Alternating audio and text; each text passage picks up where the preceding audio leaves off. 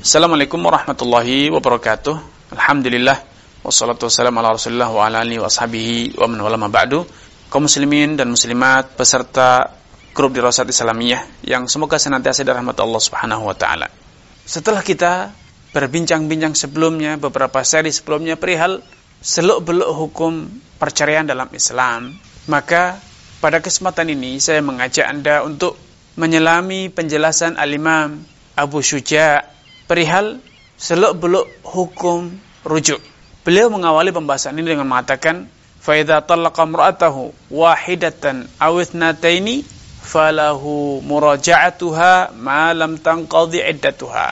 Bila seorang suami menceraikan istrinya pertama atau untuk kedua kalinya, maka suami punya kewenangan, punya hak falahu.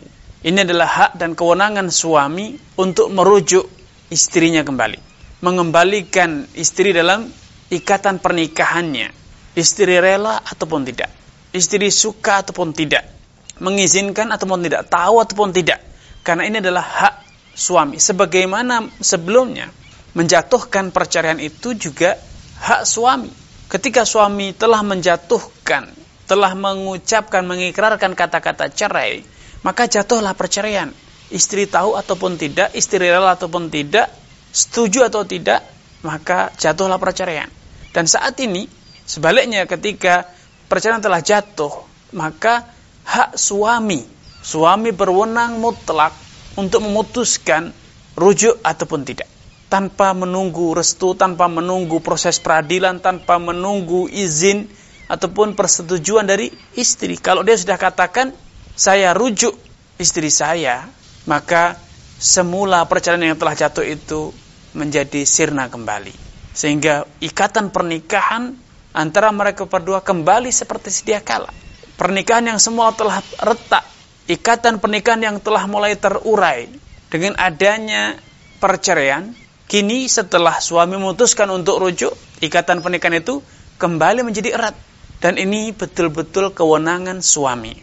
Malam tangqadhi iddatuha, selama rujuk itu dilakukan oleh suami pada masa-masa iddah. Ketika masa iddah belum berakhir, masa iddah masih berlangsung, maka suami berwenang mutlak untuk merujuk istrinya. Hal ini sejalan dengan firman Allah Subhanahu wa taala, at-talaqu marratan. Perceraian itu 2 kali. Fa imsakum bima'rufin aw tasrihun bi ihsan. Ketika suami telah menceraikan, maka suami memiliki 2 pilihan. Fa imsakun bima'ruf. Dia berwenang, punya hak untuk mempertahankan istrinya, atau yang disebut dengan rujuk, atau mempertahankan istrinya agar dia tidak lepas dari dari ikatan pernikahan. Bagaimana caranya? Dengan rujuk tentunya. Au tasrihun bi ihsan, atau pilihan kedua, suami membiarkan istrinya melalui masa iddah hingga berakhir, sehingga ikatan pernikahan antara mereka betul-betul berakhir, betul-betul sirna, pudar. Kemudian Allah Subhanahu wa taala menjelaskan, wala yahillu lahunna yaktumna ma khalaqallahu fi arhamihin in kunna yu'minna billahi wal yawmil akhir.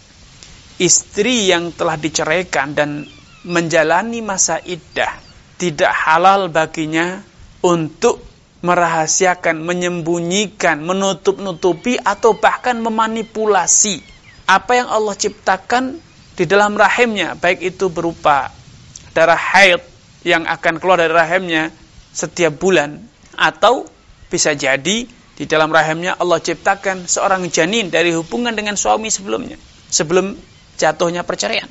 Sehingga transparasi istri pada masa itu sangat dibutuhkan. Untuk apa? Untuk mengetahui masa iddah apakah telah berakhir atau belum. Kadang karena rasa kecewa, sakit hati, dendam, amarah, istri ingin segera menikah dengan lelaki lain, sehingga dia merahasiakan masa haidnya. Dia membuat satu pernyataan atau pengakuan, klaim secara sepihak, yang akhirnya muncul anggapan bahwa ia telah keluar dari masa iddah, untuk menutup celah dari suami untuk bisa merujuknya kembali. Dia mengaku bahwa masa iddahnya telah berakhir. Atau sebaliknya, dia sejatinya hamil. Seharusnya masa iddahnya menjadi lebih panjang hingga lahir janin yang ada dalam perutnya. Tetapi karena dia kecewa, marah kepada suami yang telah menceraikan, dia ingin segera lepas dari ikatan pernikahan dengan suami pertama dan ingin segera berlabuh ke hati lelaki lain, yaitu menikah dengan lelaki lain. Maka walaupun dia hamil, di awal-awal kehamilannya dia rahasiakan. Dia mengklaim dia telah haid selama 3 kali, padahal saatnya dia tidak haid, dia dalam kondisi hamil. Apa tujuannya? Agar dia bisa segera menikah dengan lelaki. Ini adalah satu kejahatan. Allah katakan, wala yahillu lahun, tidak halal wanita melakukan hal ini. Dia harus transparan, jujur, kooperatif dalam masalah ini, agar kedua belah pihak suami ataupun istri betul-betul bisa menjalankan syariat Allah tanpa ada manipulasi. Sehingga kalau istri akhirnya memang harus terlepas dari ikatan suami pertama, dia betul-betul terlepas pada masa yang benar. Kalau memang dia kemudian terpaksa harus kembali kepada suami, walaupun dia benci, walaupun dia kecewa, walaupun dia sakit hati, namun karena ini adalah kewenangan suami, dia harus menerima apa adanya. Kemudian Allah Subhanahu wa taala tekankan, wa bu'ulatuhunna ahaqqu biraddihinna fi dzalika in aradu islaha. Dan suami-suami mereka yang telah menjatuhkan kata-kata cerai itu, mereka lebih berhak untuk mengambil putusan perihal rujuk atau merujuk istrinya, selama putusan itu diambil oleh suami in aradu islaha, dengan maksud dan tujuan yang baik, dengan maksud merajut kembali hubungan pernikahan antara mereka yang telah retak dengan adanya perceraian. Ingin berusaha mencoba kembali dengan sungguh-sungguh, dengan etikat baik, untuk bisa membangun rumah tangga yang sakinah, mawaddah dan rahmah. Bukan dalam rangka memperpanjang kesempatan agar suami bisa melampiaskan emosinya, dendamnya, kekecewaannya, menyakiti istri.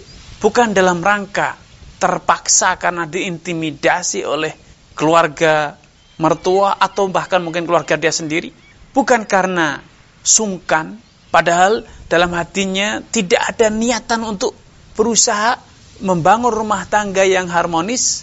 Tidak ada hasrat untuk berusaha berinteraksi lagi dengan istrinya dengan cara-cara yang ma'ruf, dengan cara yang baik. Allah memberikan catatan bahwa rujuk itu boleh. Suami lebih berhak untuk merujuk bila dia punya etikat baik, yaitu ada keinginan yang kuat, dan itu dibuktikan dengan usaha yang sungguh-sungguh, usaha keras. Untuk apa? Untuk membangun komunikasi, membangun hubungan, untuk merajut rumah tangga, membina biduk rumah tangga yang sakinah, mawaddah dan rahmah. Ayat ini dengan tegas menyatakan bahwa suami lebih berhak untuk mengambil keputusan rujuk tanpa harus meminta izin, tanpa harus minta restu ataupun kerelaan istri yang telah dia ceraikan. Catatannya ada 2 hal. Selama keputusan merujuk itu diambil di masa iddah masih berlangsung, ya, selama masa iddah masih berlangsung, maka suami berwenang mutlak untuk memutuskan rujuk ataupun tidak. Kedua, bila keputusan tersebut diambil dengan etikat baik, dengan niat dan tujuan yang baik. Apa itu? Berusaha membangun rumah tangga, berusaha mengembalikan keharmonisan, sakinah, mawaddah dalam kehidupan rumah tangga mereka, bukan dalam rangka dendam ataupun sungkan atau takut karena yang lain. Ini yang bisa kami sampaikan pada kesempatan yang berbahagia ini. Kurang dan lebihnya saya mohon maaf. Billahi taufiq wal hidayah. Wassalamualaikum warahmatullahi wabarakatuh.